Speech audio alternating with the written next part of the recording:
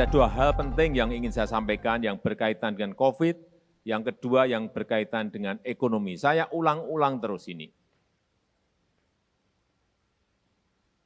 Kenapa COVID? Karena kita tahu perkembangan COVID di India. Yang ini perlu saya ingatkan karena kita juga menjelang masuk ke Hari Raya Idul Fitri. India di bulan November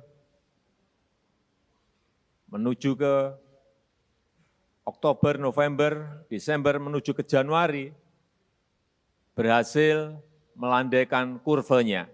Dan bahkan saya ingat di bulan Januari kita telepon kepada Menteri Kesehatan India, kuncinya apa? Dan beliau menyampaikan kuncinya adalah micro lockdown. Sehingga kita adopsi di sini menjadi PPKM skala mikro.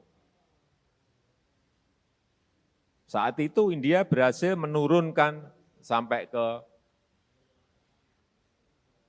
10.000 kasus per hari. Tetapi kita tahu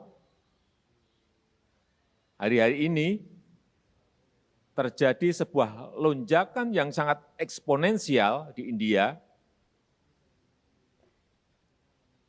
menjadi 350.000 kasus aktif per hari.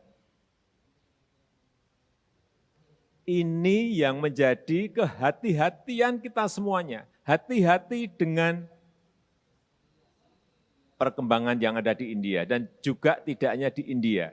Ada di Turki, kemudian ada di Brasil, dan beberapa di Uni Eropa. Hati-hati. Sekecil apapun kasus aktif yang ada di provinsi, di kabupaten, di kota yang Bapak Ibu pimpin, jangan kehilangan kewaspadaan. Ikuti angka-angkanya, ikuti kurvanya. Ikuti harian, begitu naik sedikit, segerakan untuk ditekan kembali, agar terus menurun.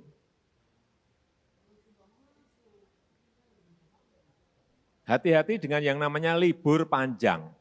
Kita ini mau libur panjang di Idul Fitri. Ingat tahun lalu, ada 4 libur panjang yang kenaikannya sangat melompat. Idul Fitri tahun lalu naik sampai 93%. Libur Agustus tahun lalu naik sampai 119%. Libur Oktober naik 95%. Libur tahun baru kemarin naik sampai 78%. Oleh sebab itu hati-hati, hati-hati. Libur Paskah 2 minggu yang lalu naik kurang lebih hampir 2%. Hati-hati. Saya melihat beberapa daerah ini sudah mulai terjadi kenaikan. Perlu saya sampaikan hati-hati.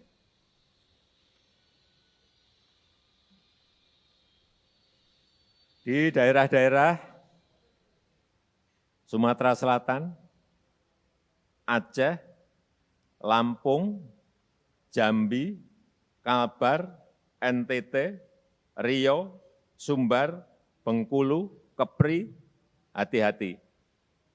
Ada kenaikan.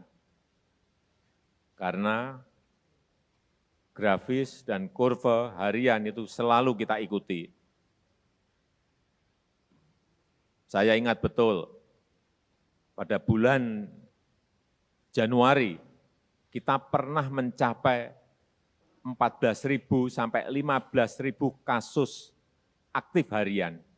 Dan sekarang kita sudah berada di angka 4.000, 5.000, 6.000. Ini berhasil kita tekan di bulan Januari.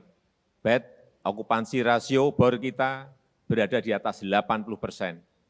Dan saya juga selalu memantau, ini yang selalu saya pantau harian itu di Wisma Atlet, pernah mencapai 92%. Tapi sekarang, 2 minggu yang lalu, turun menjadi 21%, sekarang naik kembali sedikit menjadi 25-26%. Tapi terus akan kita tekan. Jadi sekali lagi hati-hati dengan mudik lebaran, hati-hati. Cek, kendalikan, dan pengaturan yang mudik itu sangat penting sekali. Survei yang terkait dengan mudik, sebelum ada larangan mudik, yang mau mudik itu 89 juta orang. 89 juta orang, kurang lebih 33% dari penduduk kita. Begitu ada larangan mudik, turun menjadi 11%, tetapi juga angkanya masih 29 juta. Begitu kita sosialisasi, kita sampaikan, gubernur, bupati, wali kota juga menyampaikan mengenai larangan mudik, turun menjadi 7%. Tapi angkanya juga masih besar, hati-hati, 18,9 juta orang yang masih akan mudik. Oleh sebab itu harus disampaikan terus mengenai larangan mudik ini agar bisa berkurang lagi. Yang paling penting bagaimana kita menekankan sekali lagi mengenai disiplin. Disiplin yang ketat terhadap protokol kesehatan. Kuncinya ada di situ. Kuncinya ada di situ. Disiplinkan masyarakat secara ketat mengenai protokol kesehatan. Saya betul-betul masih khawatir mengenai mudik di Hari Raya Idul Fitri yang akan datang. Tapi saya meyakini apabila pemerintah daerah dibantu oleh Forkompinda semuanya bergerak, mengatur, mengendalikan mengenai disiplin protokol kesehatan, saya yakin kenaikannya tidak seperti tahun lalu 93%.